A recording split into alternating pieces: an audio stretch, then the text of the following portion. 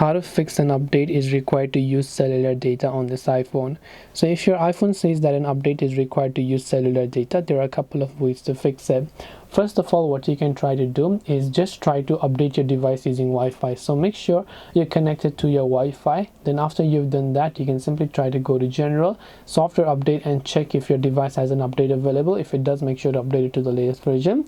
Next up, this could be happening due to time and region on your phone. So make sure you're connected to Wi-Fi. Then go to then go to General and go to this date and time settings. Here you want to turn on set automatically, because sometimes if you're too far or behind on date, your iPhone might not be able to connect to the internet. So once you've done these two steps, it should definitely help you solve the problem. So hope this video helped you. If you have got any more questions, feel free to also leave them down below. Thank you for watching till the very end of this tutorial, and see you soon in the next video.